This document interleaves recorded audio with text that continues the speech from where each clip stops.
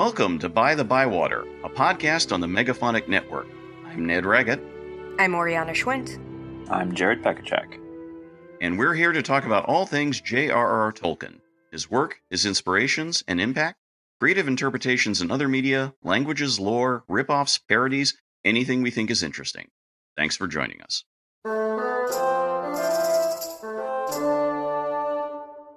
Hello and welcome to the 80th episode of By-The-Bywater. 80 episodes, another milestone. Crazy but true. We're recording this not under the gun, but with an eye on the clock because we need to make sure Oriana needs to get out to the conclusion of the Chelsea Film Festival because she had the screening of Sight Unseen earlier a few days ago. How did that go? It was pretty good, actually. I was kind of surprised by how many people did actually turn out to a 9:45 p.m. screening on a Thursday night. So thanks to everyone who came. And it was it looked really good on the big screen. And so we'll be talking with distributors soon. And hopefully I will have news in, I don't know, probably a few months or something about maybe where it might have a home.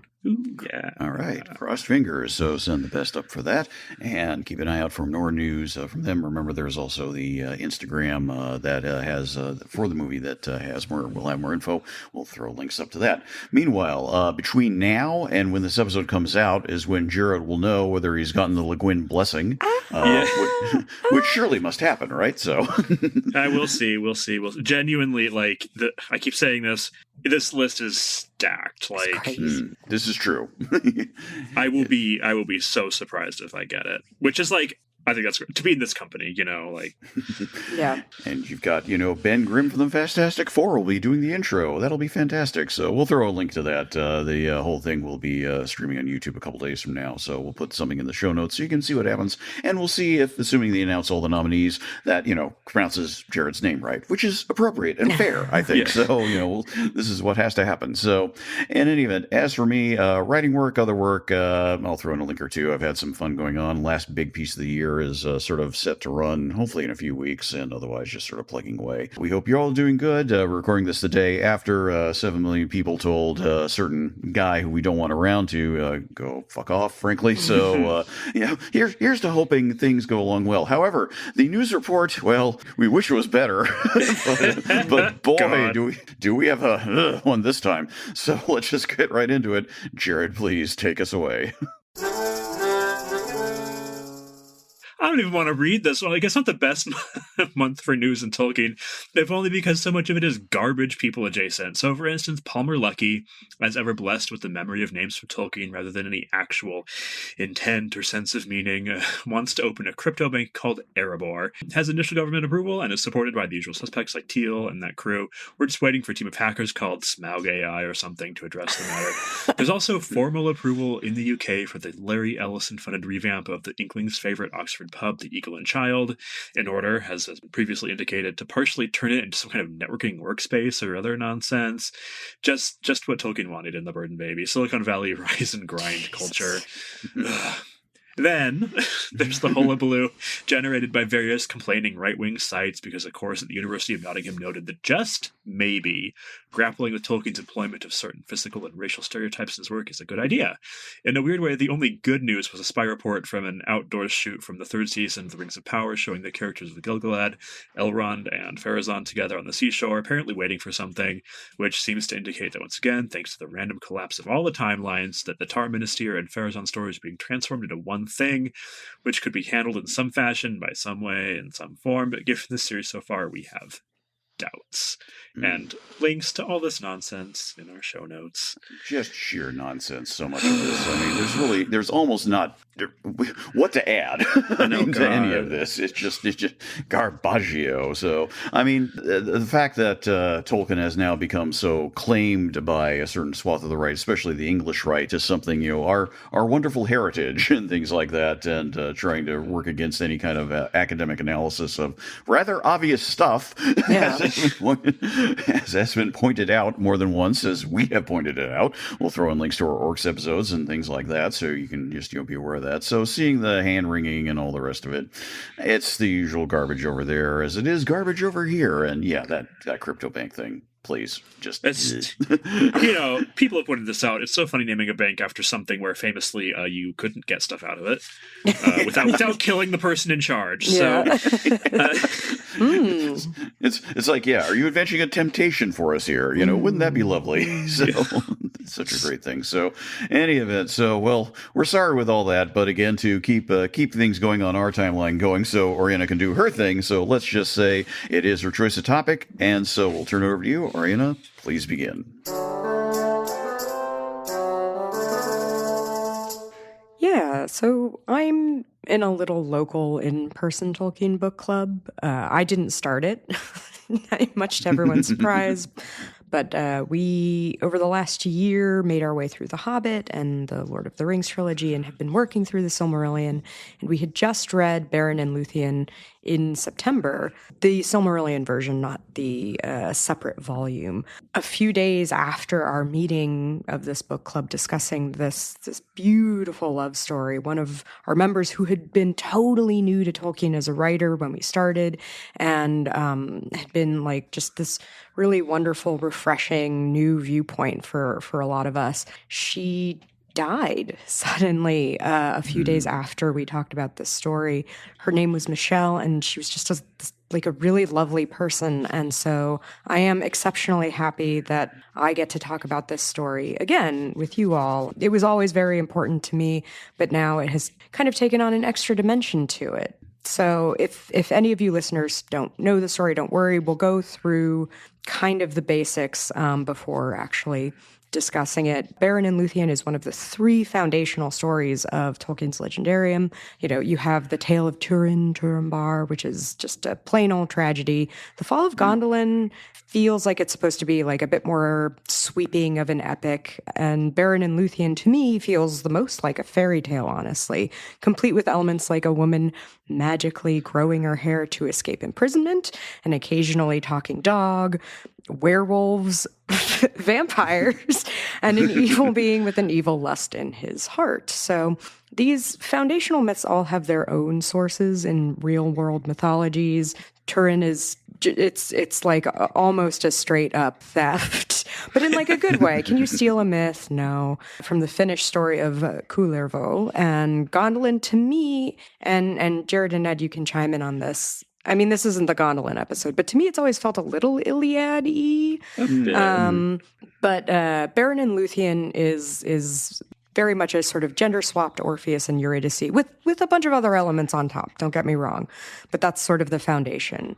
We get a taste of this tale in The Lord of the Rings, though Tolkien had worked it out almost entirely in verse decades before. This is the part of The Lord of the Rings where Strider, the hobbits have just met Strider pretty recently. He's taking them to Rivendell, and he one night sings of Beren meeting Lúthien in the woods of Beleriand long ago, in the first age of the world, and he kind of tells their story briefly to both the hobbits and us. Beren was a mortal man, Lúthien Tinuviel, which means nightingale.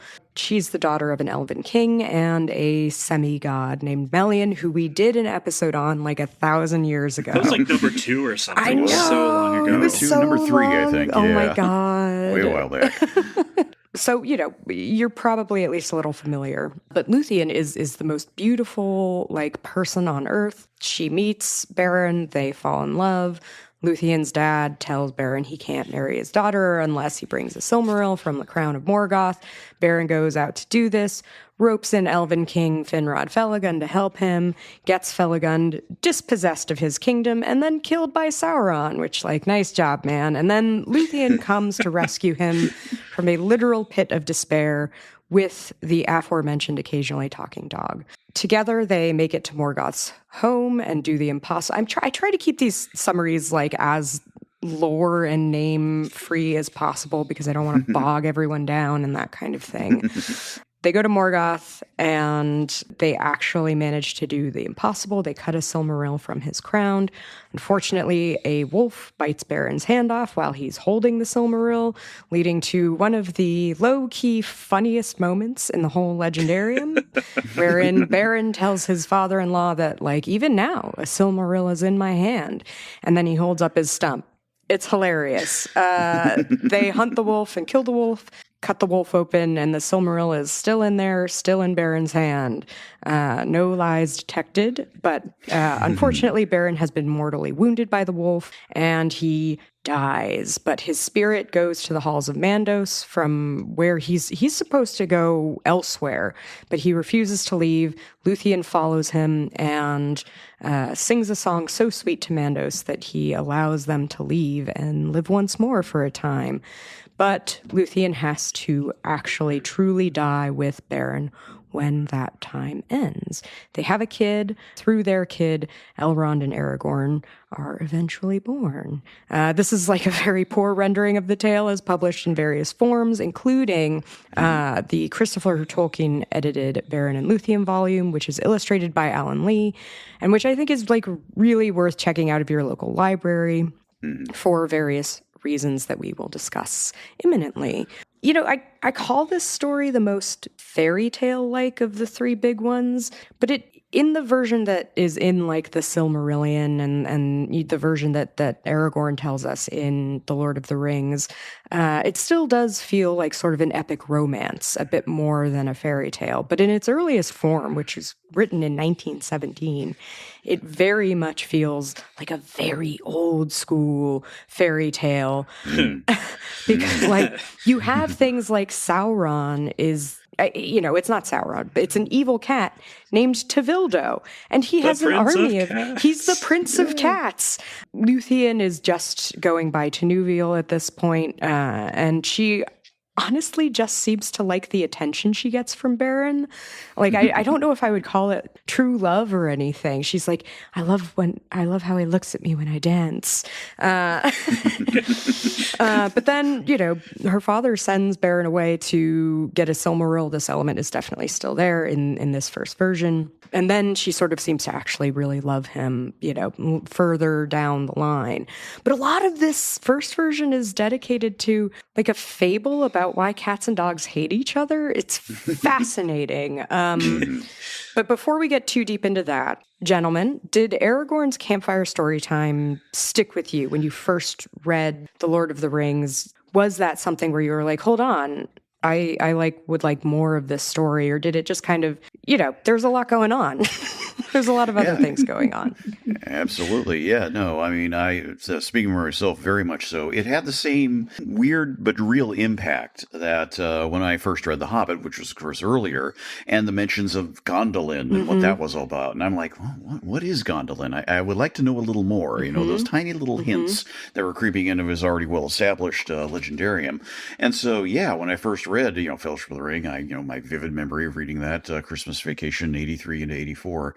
And there I am, up at night, and it's hit this part of this tale, and all of a sudden, all these new names, but all this sort of it's a redaction, but it tells enough, and you're just sort of like, and I'm like, wow, what is this? And it was the type of thing that I can say, thinking about it, that once I got the sense of resonance from it, and soon after reading the Silmarillion, that a couple of years later, as a very fanzine piece that ended up in, was it a Dutch publication? I can't remember. Another fanzine piece in English, printed in English, though, something like that, or maybe it was originally in Beyond Bree. I wrote a thing called Parallels, which basically pointed out how the Beren and Lúthien story and essentially the Frodo Sam story have a weird after echo in each other, and how that could really go on, and I'm not going to go on. They're hardly exact parallels, but they're interesting parallels nonetheless, and which is why I called it what I did. Keep in mind, we're talking about the product of a very intense, 15, 16-year-old going, ooh, I got an idea. This was not deep analysis. But that does speak to, as you say, first encountering, going like, something's here. What's going on? I want to know more. It absolutely did that for me, yeah. And Jared, for you? For me, it wasn't like, oh my god, I need more of this love story. It was more like, the context in Lord of the Rings is, it's a fragment of a much bigger story, and Aragorn mentions the great enemy of whom Sauron was but a servant. And I was like, oh my god, that's what? Oh, what? Yeah. So I didn't care about it in itself. Fair, more than. But then reading the Silmarillion, I was super into it. But yeah, it didn't. I was, what was I, like 11 or 12? I didn't care. This was like just post. No, reading Lord of the Rings for the first time must have just been. I think it was like just around the time that I had seen Moulin Rouge. Oh, okay. And All right. which like really awakened me and turned me into like an incurable romantic. And so that idea, I think, of which also like Moulin Rouge is also a sort of Orpheus and Eurydice based story.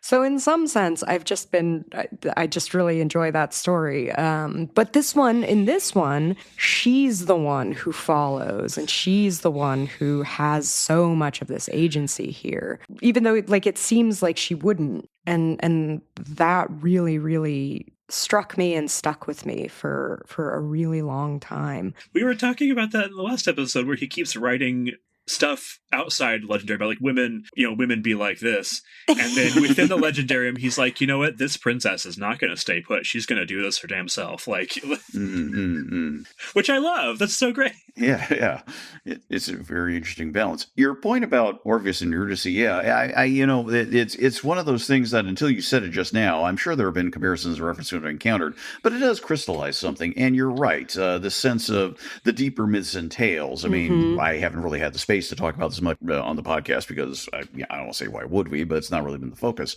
But when I was younger, I very much D'Ailaire's Book of Greek Myths, a very foundational document, as well as the Norse Legends and Myths one, both really great, but also various collections of various mythologies and folk tales, things like this, was very much a kid interest of mine. I would say from about 5-6 years on. So that was the type of thing that, even though I realize I didn't make the full leap as I could have and maybe should have when I first encountered Beren and Lúthien in full, it absolutely makes sense in that context. And maybe sort of stepping out a bit, and this might be a helpful framing, this is where my relative unfamiliarity kind of with late 19th century, early 20th century fairy tales and how they were told and all the rest of it, that to me is the thing I think I would like to actually sort of like know more about in looking at the earliest version of this story, because it has that feeling, but I don't have the specifics to actually draw in terms of comparisons. Is it Lang? Is it someone else? Is it some sort of other stew? Is it, of course, something not English that Tolkien, that he's reading from his other reading and things like that? But it very much seems to draw on that milieu, and then he's interpolating it into his own that he's starting to build up. It feels very Lord Dunsany. That's a good comparison. I'm not as familiar with Dunsany as I would like to be, but the vibe is very much there, where it's kind of like, it's not really our world, but it's not at the same time a fully developed secondary world, and there's a lot of kind of silly made up names like Tevildo. I don't know that Dunsany would pull that one exactly, but it's not fully developed. It's the kind of thing that you write when you're like, I want to write in this style, like you're trying something out rather than writing from within, in a sense. And he clearly was enough to keep refining it, but he's working in somebody else's toolbox, or with somebody else's toolbox, playing in a different sandbox, whatever. And I'll throw in quickly, of course, that it's very important, again, for people who haven't read these texts, to keep in mind that the original Book of Lost Tales always consist of basically a character hearing someone else tell the story. So, so you can argue, Arabian Nights, 1001 Nights, that sort of, model and other frames and things like that. But you are getting a sense of seeing being secondhand. There are framing pieces in the original text, which again are included in the overall volume, that give a sense of how and where and why the story is told and how the characters interpret it, or as Tolkien rewrites it, how they seem to interpret it. Yeah, this version that we get in the separate volume, Beren and Lúthien, of the earliest, the Tevildo text, as I'm just going to call it. Might as well, yeah. I could also call it so academic. Yeah, we should also throw in, by the way, Tevildo, Prince of Cats, is not a regular sized cat. He is like a tiger or bigger. He's a big cat. But he's not like a. He's not like a tiger, right? He's just kind of a cat. He is a house cat. He is definitely a domestic cat, which is just like, it's just fascinating. To me, that's what, like, still, like, they didn't have kids yet, but it still feels like a tale that you would construct for a child. Like, dude, what if this Housecat were like actually really big and evil. You know, do we know if they did have house cats? I can't recall if, like, was he just not a cat person? Was he seems to have... I was like, what's your damage? Between that and the cats of Queen Peruthiel, I don't know. Yeah, we'll have to double check here. Yeah, you know, I don't remember anything in the letters that would indicate, you know, a sort of general antipathy towards cats. It's just a hater. You know? Yeah. But yeah, the framing device of this is that it's like being told by someone who actually doesn't have all the details. So it does make sense that, you know, this world is just, it's just not quite fully fleshed out. It just doesn't quite it feels like a dream. It feels like we've sort of stepped into the land of fairy, which, you know, always feels a little dreamlike to me. And it's just this text is so important to me for a lot of reasons. But this early text really gives me hope for my own work. Like you can start with Tevildo, Prince of Cats, whom I love. Don't get me wrong. Yeah. But end up with something that feels epic in emotions and scale and scope, where this kind of doesn't. I say epic in like a literal use of the hearkening back to a certain form, not epic bacon. Oh, dear. But your point about the distinguishing how they send up, I mean, here's something I can throw in terms of my experience with reading the versions of the story. So, as just mentioned, you know, 83, 84 Christmas period is when we read Lord of the Rings. By summer 84 is when I'd gotten a hold of the Silmarillion, which was readily available in paperback at that point. And that's when I was sort of like, whoa, what is all this? At the end of 84, I had ordered a Science Fiction Book Club copy of Book of Lost Tales Part 1, but Part 2 had also just come out in a regular version, and I was able to get it on a trip. We were in the family trip to New York. We were living upstate New York at the time. Family trip to New York City, went to Rizzoli's bookstore. Hey, you know, I heard it was a thing. And there it was on the shelf, and I was like, you know, and I grabbed it, and I was very happy to buy it and read it. And so reading the Tevildo story there, just a few months after reading, you know, the formalized version in the Silmarillion, it was definitely one of those whoa moments. And keep in mind, again, my age, I am at this point 13. So I'm a 13-year-old, kind of get a sense of both, you know, the expanded full version story, and then Christopher Tolkien applying fairly detailed textual scholarship and explaining all this stuff. It's sort of like my brain, but it was helpful. And you know, Tevildo, I think he's kind of the great lost character, really. I mean, it's sort of in Tolkien. I mean, because of course he doesn't really resurface as such, at least in that particular incarnation. The closest thing we get to someone like him, I suppose, is Smaug in a way, but I mean, I'm not going to draw any kind of direct connection. But Smaug is a little more like Tevildo than he is like Glaurung, really. Yeah. So is kind of the vibe, I would say. And then we also get these other cats too, with all their names and all that. It's one of those things. To your point about it being dreamlike, we get a sense of Tolkien experimenting both with human names as well as elf names as well as cat names, and some of those cat names are wonderfully strange. I do love them. So, like, what was one of them? Okiori or something like that? Oh yeah. There are so many of them. Yeah, there are. So, but that was the other thing too. We have, like, you know, we rarely have multiplicities of evil, you could say, in a bunch. Usually just like one big evil person and maybe scrabbling minions. In this case, we got a bunch of interestingly named evil cats. It's kind of awesome. I think I had broadly similar experience encountering Tevildo for the first time, where it was like I read the Silmarillion and then I discovered that there were all these, like, the histories of Middle Earth or whatever, and I was like, oh my god, secret bonus content, this is going to be so cool. And I was around the same age, and I picked up whatever one had. It must have been the first Book of Lost Tales, and got second, to that. I think. Yeah. Well, yeah, I don't. One of them. And got to, like, I was like, oh, I got to read this Beren and Lúthien thing. This is going to be amazing. And got to that, and I was like, What? No, thank you. I wasn't prepared for the scholarly bits because I had no idea they were in there. Yeah. Right. Yeah. But also, I was like, what is with this cat? Like, this is ruining it for me. I was not a generous reader at that time. Wow. I wonder if it was because it does feel like a sort of step back in terms of, this kind of it's childish step back. Like, I think you could make it work. he wasn't interested in like in a more adult way. That sounds funny, but whatever, you know what I mean. He wasn't interested in that, and that's fine. But it's like I got like weirdly secondhand embarrassment reading Yes. reading it.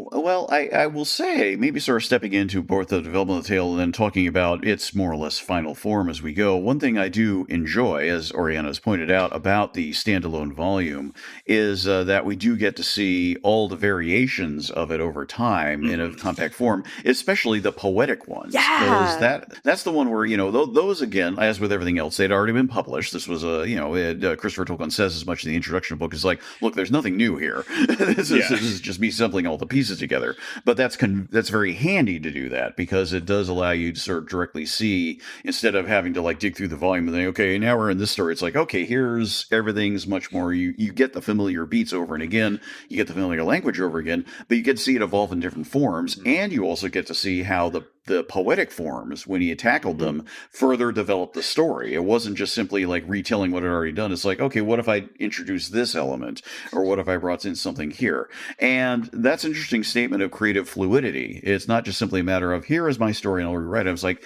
how can I tell the story in different ways, in different meanings, and make it interesting? Which I don't want to say that's unique. I don't think it is, but I'm hard pressed to think of, like, say, a novelist who, like, developed a story halfway through and turned it into iambic pentameter for a while, then returned back to a written prose form. That's not usually what happens, I guess is what I'm trying to say. This is not super, like, this is a contribution to Tolkien scholarship, I will say, but when I was younger and encountered the Lay of Lúthien for the first time, I was like, I don't have the money to buy this book, so I got it from the library and copied a significant chunk of it by hand into a notebook because I was like, I want this, but there's no way I can buy it. So somewhere I still have this like red metallic notebook. Oh my God! Your own red book of Westmarch. I know, and it doesn't even have most of it, but it has as much as I could get before the book had to go back to the library. Oh my God! I do think it's really smart, actually, that Christopher Tolkien, in the final form of the Silmarillion, included that big chunk of it because it was such a dramatic scene, and this is the battle between Finrod and Sauron on the island, and ends right when Finrod fell before the one. It's like, okay, brilliant. Oh my God! Yeah, that's a gut punch. That meme of the kids all surrounding the guy who's done the rap battle or something. Oh, yeah. That's just it's just what enters into my head whenever I read that. That's a connection, but I can buy that. That's kind of great. That is okay. So I feel like we haven't discussed Tolkien as like poet in detail. Not really in detail, no. Because I think he's kind of hit or miss for me. Yes. I feel very strongly about that. Some of it is genuinely like the Finrod Sauron rap battle. Song off, chant off, is, to me, it really works. And softly in the gloom they heard the birds singing afar in Nargothrond, and I'm like, yes. But then some of it is just like, what rhyme scheme is this? What meter is it? Like, some of it is really, it feels inconsistent. I've said this before, but a lot of the time, maybe not a lot of the time, but a significant amount of the time, when he's writing a poem, he's trying to fill the meter. Yeah. Which leads to really awkward sentences or rhymes. He doesn't naturally think in meter, it seems like. Sometimes he nails it, like the Finrod Sauron rap battle. I'm so sorry, everyone. I know that's not. I made that comparison myself. It is what it is. Everybody calls it that. It's fine. Yeah. Especially over something as long as what he wrote of the Lay of Lúthien. There's a lot of just kind of like he's filling time, and you can tell that he knows he's filling time because he's not sending his best on this. Which is, again, like, it's fine. Like, some of it's fine. Some of it's really good. But yeah, to me, that's his big failing as a poet, is he's just kind of sometimes filling space to get to the thing he actually wants to write, and he's not naturally a rhythmic thinker in some ways. And I feel like maybe he, in some ways, would have been better suited to like fully blank verse or even just free, like, don't worry about the meter or anything, just do what you want. But he a little too tradition bound to let himself go like that. Like, no, it's if it's not metered or rhyming, it's not poetry. Yeah. Which we know he didn't think it had to rhyme. Like, he worked in Old English verse, which doesn't rhyme. Exactly. Right. It's right. But he had to have a form. He just couldn't always fill the form the way he wanted to. Mm-hmm. Yeah, I was thinking about our our recent Inklings episodes. There's definitely sort of afterecho that he's so not modernist that there would be no way it wouldn't fit his purposes anyway. How could it? But as a result, there's sort of this weird warring tension that you get with anybody who's trying to do like formal poetry, especially now. It's sort of like people talk about the legendary term, the anxiety of influence. I think you really see it a lot in 20th century people who are like, of any stripe are sort of like going, oh, I've got to follow classical. It's like, we're not in that world anymore. And the resonance is less than you might think. So, and the need maybe is also there too. So stop trying to make it happen. It's not going to. It's not. I'm like, I do understand, like, if you set out to fully realize an entire epic in verse, that's tough, man. There's a reason that a lot of it was oral and a lot of it was a lot of different people making their mark on it, because to do it alone is not a good idea, I think. I mean, I would disagree. Disagree. You should. I'm thinking of like Milton, which is still pretty old. Like, there's not a lot of recent epic poems, but you can do it alone. It can be done. It's just he's not a natural at it. Yeah. Tolkien couldn't do it alone. Yeah. I think he could have if he had allowed himself or been interested in just a little bit different form than what he kept trying to fit himself into. What is this exactly? I forget. There's a description of the form in there. There's it's got a specific. It's like I can't remember the meter, but whatever. It's anapestic tetrameter or whatever. I don't know. Some sort of thing. We'll let the poets tell us. So I wanted to bring up. Actually, I want to go back to something with Oriana's introduction. If you want to build off that, because we've talked about like earlier versions, forms, but the story itself. Your point, Oriana, it is the big sweeping romance, is it not? Yeah. and it is something that it is the big sweeping successful romance, for lack of a better term. Yeah. The one that works when, as you said, the other two tales, one way or another, it's either just or just sort of like a bigger battle as opposed to something where it's like two people against the world, man. And there is something to that. And I mean, I'm trying to put this into words. On the one hand, you could say it's expected, but on the other hand, as was pointed out, the fact that we have, Lúthien taking charge at so many points, as the story evolves, she's having to, fight off more jerks and creeps, including like, a couple of Sons of Feanor, which is, geez. And then of course, and then of course there's Morgoth himself, who it turns out, you took a little too much incarnate form there, I guess. It's interesting how Tolkien gets real close with that, but doesn't say anything more, because on the one hand he doesn't want to. Lust. He doesn't, but he doesn't have to. So makes you wonder what kind of dance she was doing. I'll stop there. I'll stop there. That's Look, sometimes it doesn't even matter what you're doing. Some creep is going to conceive an evil lust. I can attest to that personally. Well, maybe on a happier note, I think what's interesting too is that you do get to see essentially a romantic relationship evolve.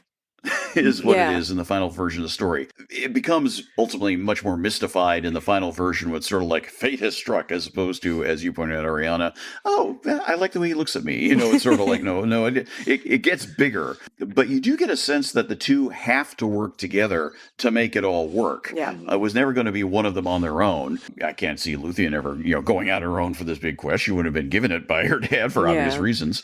And if Beren had just stuck on his own, he's dead in Sauron's dungeon. It's interesting because, of course, this is where we get it from Tolkien, where we do not get it, at least not in main narrative, with Aragorn and Arwen, say. We do not get something quite like it in Lord of the Rings. Which is interesting, because it that he thought he had already told his big romance, maybe? He felt that it was sort of like surplus to sort of tell it another one?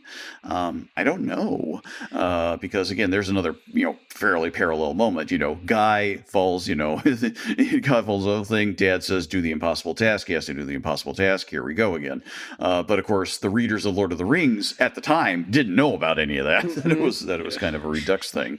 What a downgrade from a Silmaril to a kingdom, like you get the scepter, okay? Yeah, it's not Silmaril, but it's still something. Okay, thanks. Elrond learned from Thingol's mistake, I think. That's what that is. Being the product himself of one of those unions, he's like, well, maybe I can make it just a little easier. Just maybe. I want to talk about a little more about one of my all-time favorite characters in Tolkien. Huan. Yeah! Huan's amazing. Huan is amazing. I like Huan in his original form, in which we get he and Tevildo, and why do cats and dogs not like each other? Which is so what a weird so little fable to put in there. Like it's right on up there with Golf Imble and Golf, if you ask me. So in terms of, I mean, at least the Golf Imble thing is really funny. That is really funny. Yeah. So it's almost sort of like having juices. But, I mean, Huan gets so much more interesting when he doesn't have to worry about facing a cat. He ultimately faces another big dog. Yeah. But the idea especially has evolved of Huan becoming this... I just always found that idea very fascinating. That he can only speak 3 times. He knows that after third time that's it for you. Things like this. The sense of doom that hangs over this character more than any other, arguably. And it's a dog. Yeah, it feels very Irish. Feels very Irish, which makes sense because he is a wolfhound. I know that there are other wolfhounds and other, but. Clearly, this is an Irish wolfhound. Like, come on. And he's shown as such, too, in Alan Lee's paintings. So, it is also really interesting that the 3 instances of his speech, the first is he tells Lúthien, like, here's a plan. And then he tells Beren and Lúthien, okay, here's another plan. And then the third time, it's just like, I'm dying by... That's it. Yeah. It's like, just wanted to say before I went, It raises a good question. Where do dog spirits go? Oh, I've always suspected... The Mandos. What, Snoopy run it all? I should have known. My little headcanon is that Huan is not like a dog. He's a lesser Maya or something. And just really enjoyed that form, really enjoyed following Orome around, hunting with him. And, Otterkin Maya. Oh, wow.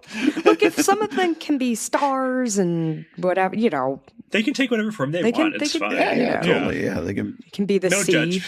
None at all. Oh my God, Otherkin Maya. That phrase is just going to stick in my stupid head.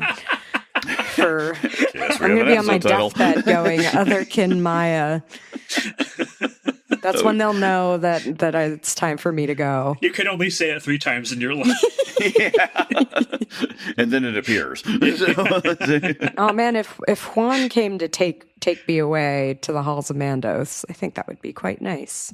I do think that certainly in the final form in particular, where it's the idea that Mandos, the utterly implacable, is finally broken by something. Finally, he's the guy who in the published Silmarillion, if you can remember that way, he's the guy who seems to, if it's not him, it's the Herald, pretty much tells the entire Noldor, you have no idea how screwed you are, and you are just not coming back. You've really beefed this, you guys. Yeah, it does thing, and when the legendary line when Fëanor says, "I shall be slain first in all of Valinor, not the first." It's like, thanks, dude. Damn. He's so helpful.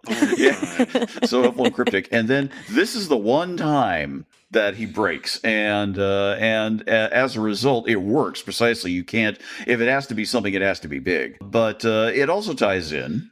Let's be honest here. Also, the whole question of even if we want to avoid biographic fallacy, come on. Tolkien talks about how Edith dancing in the trees inspired him. There is the whole Edith vibe going on. Edith is older than him.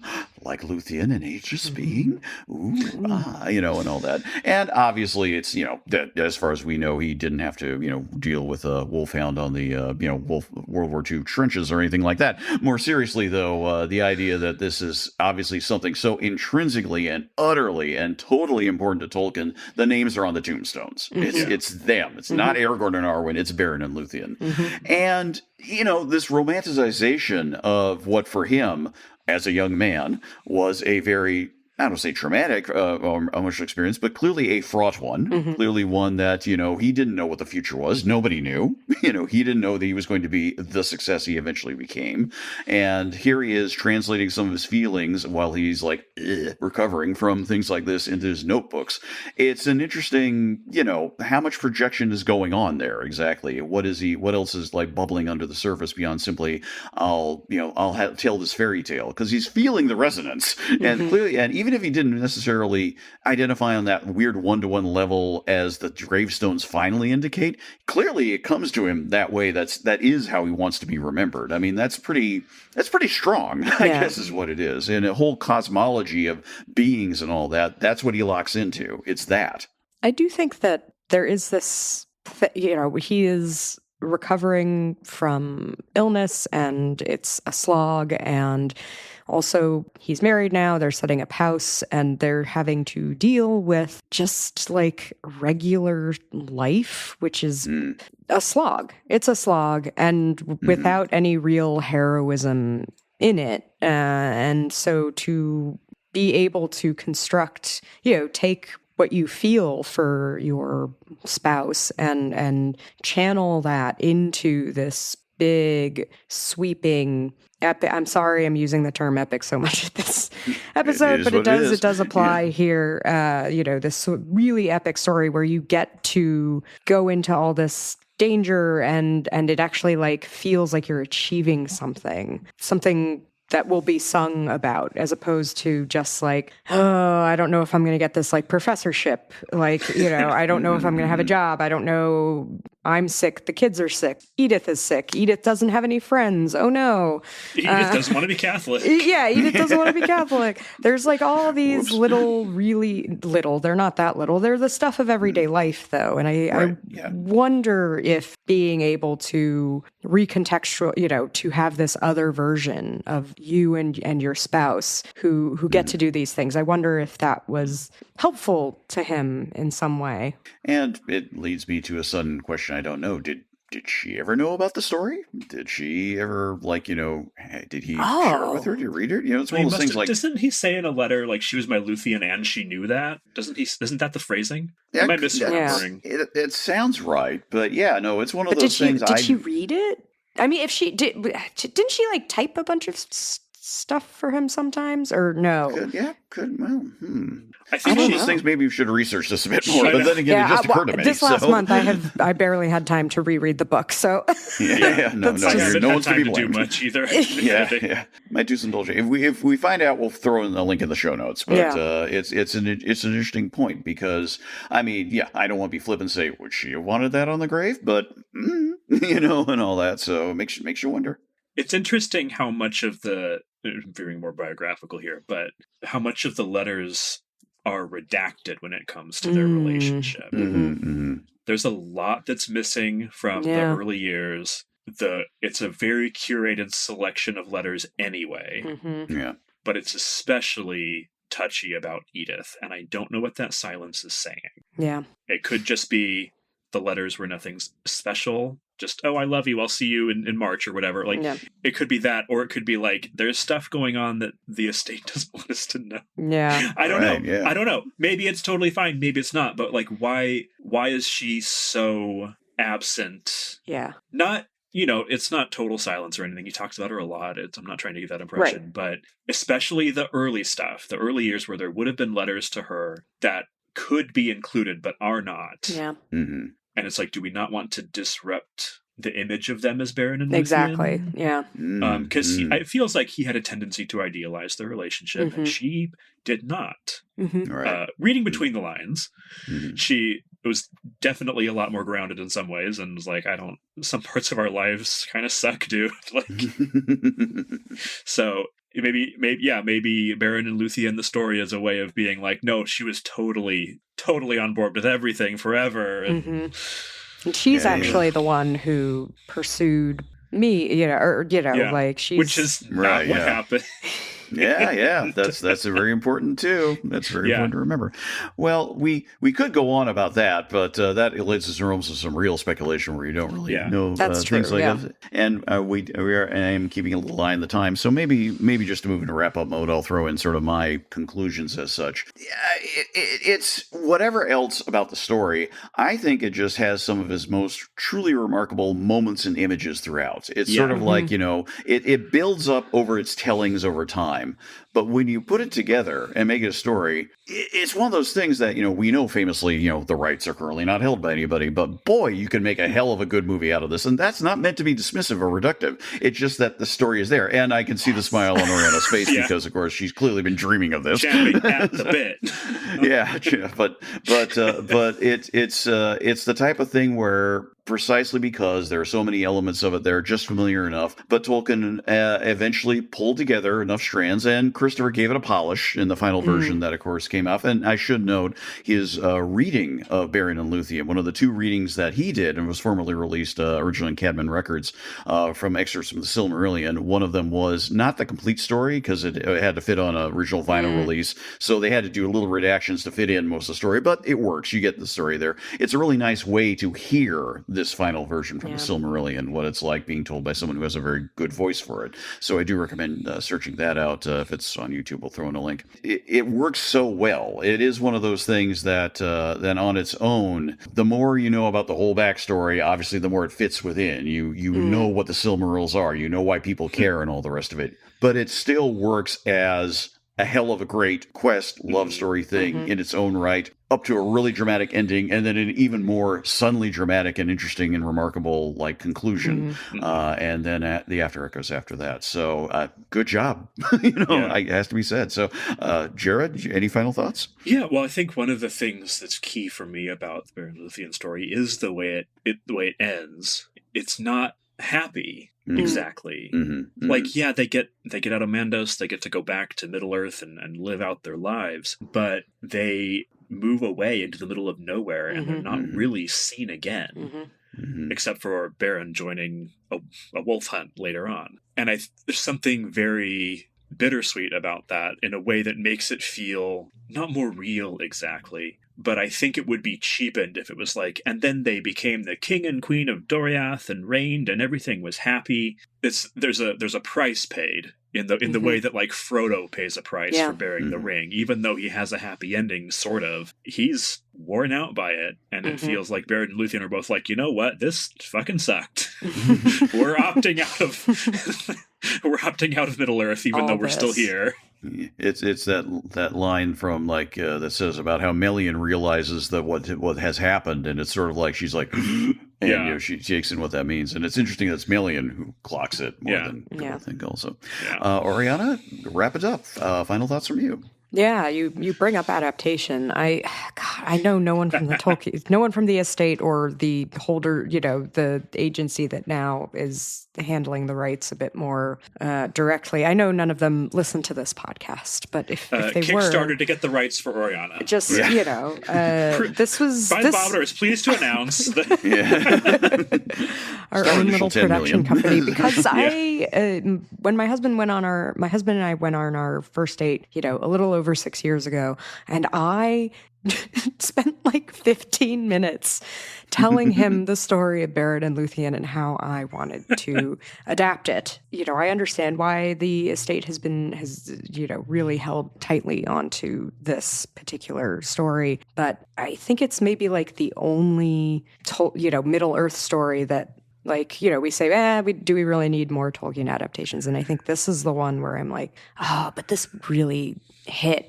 especially right now. I mean, always. I think it's just applicable everywhere all of the time. Just doing things out of love, facing a great darkness together out of love. And I think that is extremely beautiful.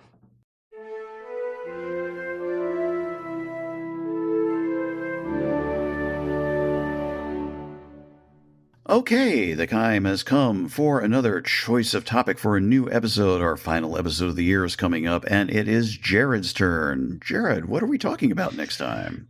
Well, you know how I sometimes like to use these episodes to argue with people on the internet by proxy. Yes. So,